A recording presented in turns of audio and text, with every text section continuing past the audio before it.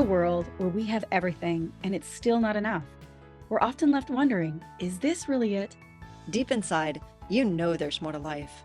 You're ready to leave behind the old push your way through and claim the deeper, more meaningful life that's calling you. That's what we invite you to explore with us. We're your hosts, Stephanie Allen and Maren. And this is the Soulful Leader Podcast. Yay! Have you ever wanted something so bad that you just pushed and pushed and pushed? You tried everything, you reached out, you got help and guidance, and nothing seemed to work. So then you internalized everything and you said, there must be something wrong with me. I'm a complete mess up. And you pushed inwardly with yourself, telling yourself all kinds of stories. Well, today, Maren and I are going to unpack pressure and learning how to be present instead of being pressured or pressing. And one of the key things I feel that is missing in our life today is space for kindness and compassion. Don't you find that? Don't you find that, Maren? Like sometimes it's like we should do more or be more, or we're too much.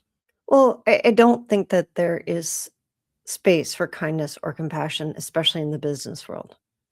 Those are not things that are measurable, and they're not things that you can put towards your bottom line, and they're not things that,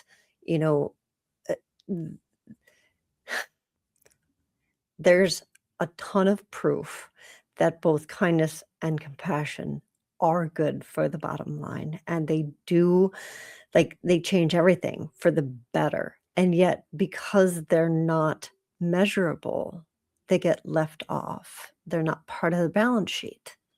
Isn't that the shit though? Like, why can't we measure it? Like, why are we even so fixated around measuring something? I know the old saying is we measure what's of meaning to us, right? But that's really the results that we're measuring. We're not measuring the process. Meaning that internal thing, that thing that nobody sees, how we are when no one's looking. Like that really matters. And if we think of I always think of the image of a tree. Like we measure how much fruit the tree produces versus looking at how are we feeding the roots? Right. Where are the root system? Are they being cut off? What's happening? And it's we know this, that if the roots don't get fed or have air or have what they need, the nourishment, the tree doesn't blossom. It doesn't bear fruit. So I love that analogy. I'm going to use that a little bit further because our agriculture in the Northern Hemisphere anyway is really short-sighted in that we don't care about the health of the soil. We're starting to, right? There are more people that are starting to be aware of the health of the soil because that's what feeds the roots, etc. And the way that big business, big agribusiness has been is basically pump all kinds of stuff into the roots so that the plant gives us lots of produce. Don't worry about if it depletes the soil, if it hurts the plant, if it hurts us in the process, whatever, because everything is about the end. So basically, we've heard the, win at all costs, or the end justifies the means. Both of those exclude what you said at the beginning of kindness and compassion, because if you're looking at a plant from the perspective of kindness would be feeding the entire life cycle of the plant and making sure that the soil around it is healthy so that it has a wonderful life and then it produces well for us. We don't think like that. Yeah, no, we don't create the environment, not just the external environment, but the internal environment. Right. I think about what that means to me is I think about how we talk to ourselves or how we think about ourselves. That's the internal environment. And nobody can see it. And yet it is making a very huge impact on our physiology, and on our actions. So that those actions and physiology, it's what's going to bear the fruit or not. Right. Because what we see in the outer world is going to end up being a reflection of the inner. And if I go back to the plant analogy again, where the plant will give a lot of fruit short term and then get very ill and not live very well. And that's what we do to ourselves, right? We're high producers. We go, go, go, go, go, go, go, go, go. Oh And God, then, and then we crash. and then we crash. We get really sick, right? And we can't Yeah. produce anymore. And then we beat ourselves up when we're sick and we think we failed. We think we're not enough. We didn't do enough. I should have done something differently. And, like you always like to call it the itty bitty shitty committee. Oh yeah. Well, and I think of like that term retirement, where you go, go, go, go so that you can reach the end result of a happy, healthy, wonderful life in retirement, but you haven't nourished your internal root system along the way. You're like prolonging that nourishment until you get to that certain age or that certain level of financial, only to then crash and go, now what? Who am Right. I? I don't know what to do in this so-called retirement time. And I think for a lot of people, whether it's retirement or they've hit a ceiling in their work life or they've hit a transition, or there's lots of different places that we hit this moment in our lives where we look at it and we go, who am I? Mm. Well, how did I get here and why? From this place of like not being happy with it. Like I Mhm. did something wrong. Like I didn't do the right classes, or I missed out on something, or I that internal, gosh, what the heck now? Well, I think that's a great question. What the heck now? So what the heck? Like how can we reprocess this? How can we recognize it that we're on that kind of that road towards that? How can we slow down and change direction without waiting for a crash and burn, you know? I followed a man named Lanny Basham for many years, and he had a mental management system because he was an Olympic shooter. And he won 2 Olympics in a row. He actually got second place in one and won the next one. And beautiful aside story is that he tied for first place, and they went to like the nth degree to find which of these 2 people actually won, and it was between him and this woman. And he ended up getting first place. And when he was on the podium, he pulled her up onto the first place podium so they stood there together, which I just thought was beautiful. I love that story. Anyway, so back to Lanny. He, having achieved this amazing thing twice in the Olympics and on the podium both times, and he said that he was really, really, really, really lost when he achieved everything. And he didn't know what his purpose was, like why, and he struggled greatly. And so in his mental management system, which he had created to help people to achieve, one of the things that he said is make sure that you have a goal beyond your goal. That almost makes me feel exhausted for a minute just when I think of that. I'm like, "Oh my god, will the goals ever end? Can I ever rest?" Anyway, go ahead. Carry on with your story. Well, so here's the thing is that younger Maren loved that.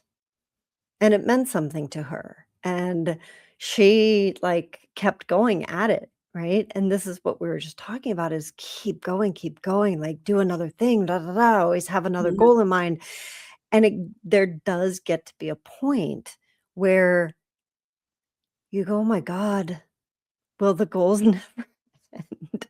Well, and I think what happens is that's when people get burnt out. They go, "Oh my god, will the goals ever end?" And they just go, "Frig it," like, "I'm done. Life is good enough. It's great. I'm good. I just need to be happy with where I'm at." And that's not what we're saying either. That's not presence either. That's kind No. of resignation of like, I've earned it. I've done my 40 years of work and I'm done. What's That's not interesting presence. Yeah. No, what's interesting with that is this either or of like, I'm either going all in, go, go, go, go, With or another goal. I've checked out, Yeah. right? So for most of those people that I've met anyway, they really have checked out. They're like, you know what? Doesn't matter. Not my problem. And they're either constantly scrolling or there's an addiction somewhere in their lives, Mm. whether it's to, you know, doing nothing or scrolling or maybe even drugs or alcohol or whatever, right? So there is this moment of like, okay, do I keep going or do I check out, as if it's an either or. And I think what we're pointing to is that it's not an either or. And it does require this presence. And I earlier, you and I were talking about presence versus pressure. Yeah. Yeah, like, we're trying to fix somebody. We're pressuring them and we're trying to point a solution for their issue Or fix ourselves. or fix ourselves because we're not comfortable. We don't feel safe in emotionally, mentally, physically, maybe. We don't where we're at. So we are uncomfortable. And so we want to like just get out of that uncomfortability as fast as we can. Mm. Instead, being presence is not it's even harder than being still because it's not necessarily stillness because you're moving internally. It's like an internal awareness of like being very present to the pain or the uncomfortability without trying to fix it or shame it or be harmful to yourself, but to just witness it, what it might be offering to you. And this is a tough one because I think even in the outer world, when we talk about reaching goals or retiring and we should have another goal, but that's exhausting us, there comes a time which also transcends the resignation. It comes a time where we go, okay, what wants to happen for me? What is the meaning of my life? And is there something that I am meant to be present to give to or receive from? Like there's something that's being asked of me. And that isn't always about giving something. It could also be about receiving something too. But that requires presence. Sometimes that's stillness, but mostly it's presence. So I love that you mentioned meaning, Mhm. because I think for me, when I just I woke up the other day thinking about that Lanny Basham story and how I was no longer in that cycle and what had changed, because there's a deep peace now for me, whereas before there wasn't. Before I was in that cycle of go do more, go do more, go Mhm. do more. Oh my God, I can't do anymore. Go do more, go, right? Like, and then, Mhm. oh my God, I can't do anymore. So in that either or.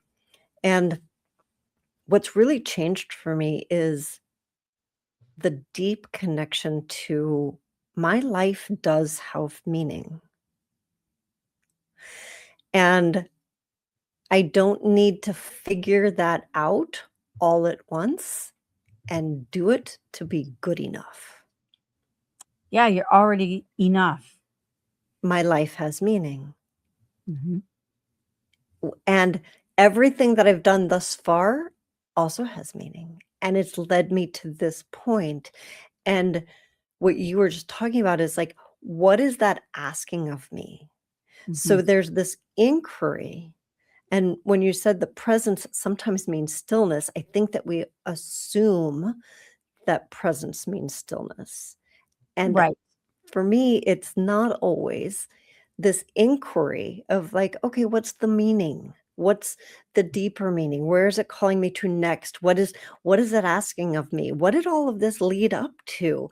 And now I get to be curious and I'm excited about it instead of coming from, and it's a subtle difference, right? So I'm still Mhm. doing things, I'm still engaged in my life. The difference is it's not coming from a place of, I'm not good enough, I need to do more. It's coming from a place of, this is amazing. I am here for a reason and this is exciting and I've done all the right things to get me here. And what's next? Yeah, what a different mindset, right? Like, what a Yeah. different presence. It's like I can show up in self-pity. "Oh, poor me. I haven't done anything. Wah, wah, wah, wah, wah." Or I can show up angry. "Screw you. I know what I'm doing." Or I can show up literally in presence and just be curious and in wonder and go, wonder what wants to happen. Yeah. Well, this is interesting because when we let go of those two extremes, the self-pity or the I'm self-righteous, you know, we have space to then choose. We're in that less than driven place, but more from an awareness place of just Yeah. watching. And that It is not doing nothing, by the way. Like sometimes we say, I'm just not going to do it. I'm just going to, I remember a really good friend of mine is a general in the military, retired now. And he had gone to Rwanda and had seen some pretty horrific things. Mm. Lost his whole platoon. And I remember seeing him at the cottage one time, and we were just having a bonfire together. And he goes, "Steph, I love what you're doing in your life. Like it just sounds amazing." I said, "Well, what is it that you would like to do?" He goes, "I just want to ride a lawnmower around and around and around." He was so traumatized and so burnt out. Yeah. And I'm not saying that's right or wrong or good or bad, because sometimes we just do need to Ride a be lawnmower. and Right. and but not vacate. Like there's a Mm. great movie that Maren and I have watched at one time, The Collateral Beauty with Will Smith. Powerful movie. Very powerful movie. And Will Smith is not your typical um, comedian like he normally is, or funny guy. He's actually gone through some really hard stuff. He's lost his little girl to a rare disease. And it looks as if he's so traumatized that he can't function in the world. But if you actually watch the movie, you'll see he's very present in what he's doing. He starts doing dominoes, but he's very present with his focus and his energy in order to be aware with what's going on within him. He's having a hard time feeling the feelings, but he's very present And intentional. and intentional, even though he's not present in the outer world. Yeah. And we judge that. So when someone's going through a really hard time, we don't know what's going on internally. Mm. And what hurts my heart sometimes is to watch my clients medicate it because they don't fit in that high rational achieving outer world anymore. You're talking about, so judging ourselves at this point of like, Judging I don't ourselves. fit, so I'm just So gonna medicate it. I'm gonna medicate it and numb myself out. And there's a time and place, of course, for medication. But sometimes I think we easily default to that instead of looking at what Yeah. would it be like if you were surrounded by people who were present to you, not pressuring you, but present to your process. And that's why I come back to that movie of Collateral Beauty. Kate Winslet's in it. It's an amazing. Helen Mirren's in it. It's a great movie where you watch these individuals who are highly present to Will Smith's process and how it changes us. Mm. So can we be that with ourselves? Can we Can develop we? that? I think that's a practice, isn't it? Like we do need each other. We're not meant to go through things alone. It's why we have So support groups. It's why we need communities. one of the places that we could start to practice that, because I think sometimes it's easier to practice it on somebody outside of ourselves than on ourselves. Like, we tend to be harder on ourselves than Right. those around us. So, one of the places that you can start practicing that is with someone in your life that you love and you would love to see them change or be different because you want the best for them. And while that's a great thing, that pressure that you're putting on them, it also is pressure that you're putting on you to do something, to show up, to like, That's I right. have to And do it's something. unkind. It's It's unkind to yourself and it's unkind to them.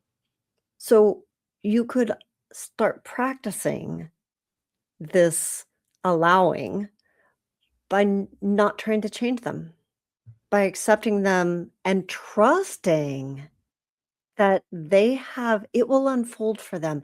How can I be present to this person to help them j- just by being present Mm. instead of doing something trying to fix them? So I might even offer something is like, can you even practice it with yourself? Well, that's what I'm wondering is like, So is yeah, it easier to try and practice it first with somebody else? Because we were talking about doing it with ourselves, yeah. right? Although you cannot, it's harder to give it to someone if you haven't got it inside. You Mm. can't give $10 to someone else if you don't have $10.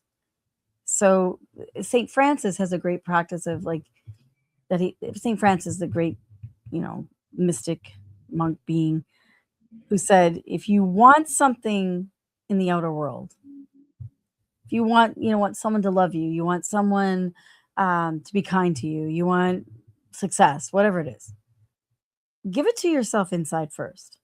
That's the number one.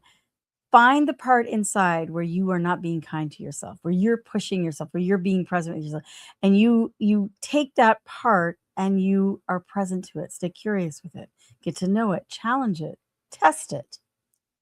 Say, like test it. As an example, like a part that says, "Oh, it's too late. I'm a screw up. It'll never happen for me." That's not kind. And I could hear that voice inside myself, and it's easy to try to fight it or ignore it or numb it. But instead, what if I met it at the doorway, as Rumi would say? We've talked about Mm. this. Meet it at the doorway, invite it in. So you invite that part and you say, tell me,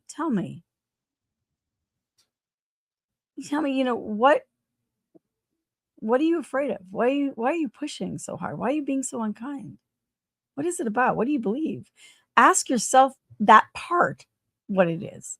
Now, this takes time to work with this. This is not easy. And why I say it's important is because as you start to practice it with yourself, I can guarantee you're going to have lots of people to practice with outside of you when this starts to happen.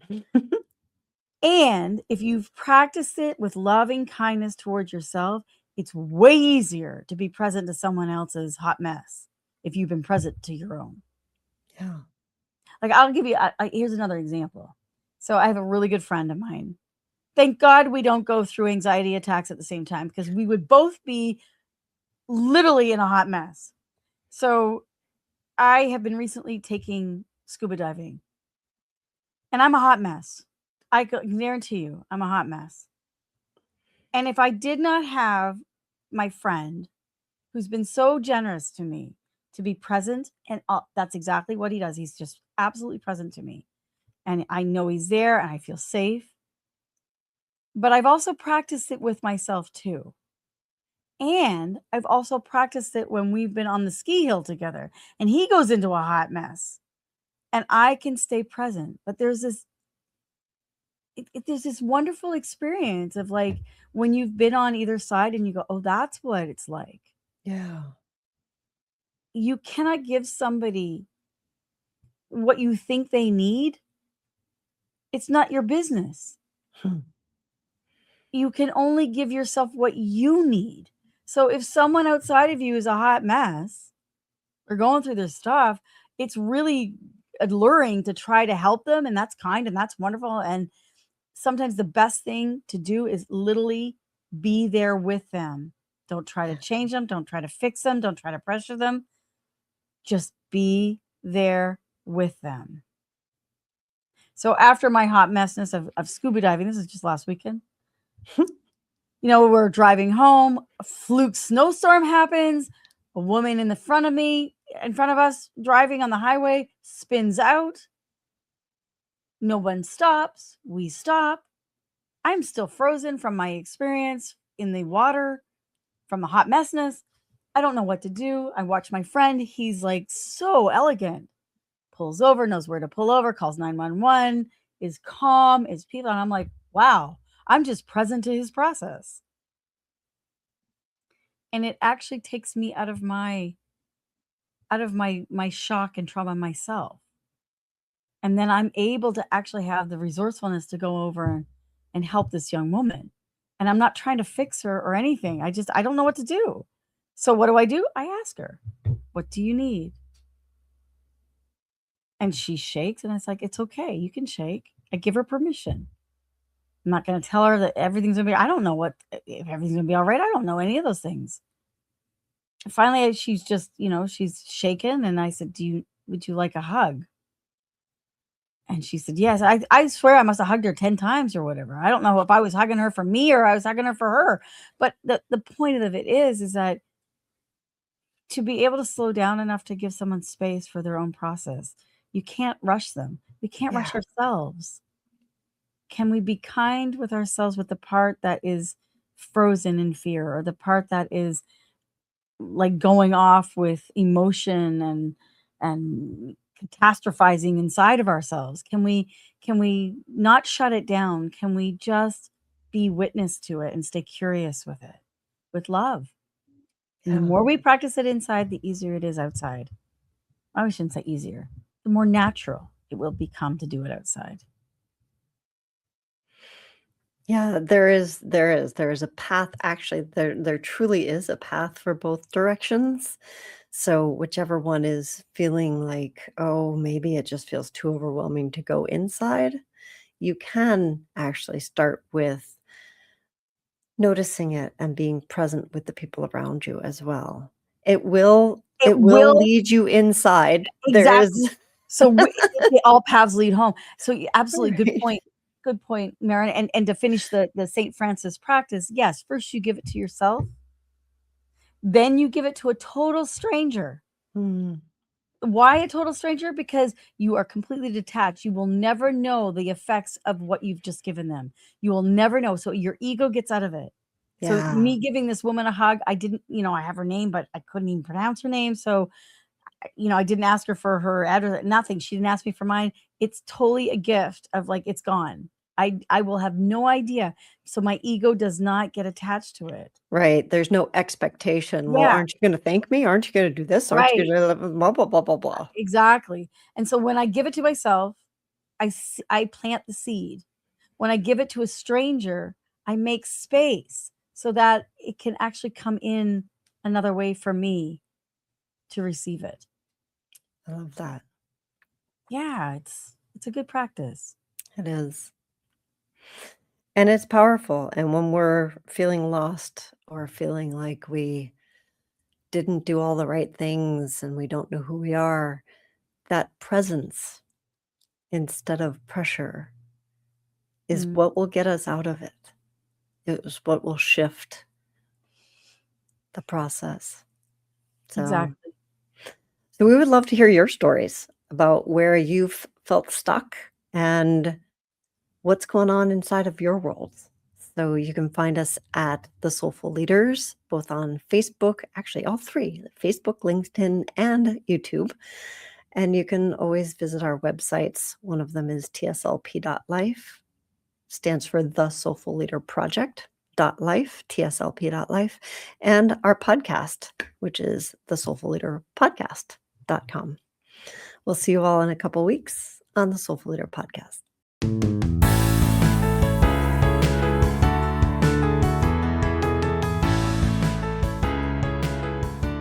And that wraps up another episode of the Soulful Leader Podcast with your hosts, Stephanie Allen and Maren Oslack. Thank you for listening. If you'd like to dive deeper, head over to our website at thesoulfulleaderpodcast.com. Until next time.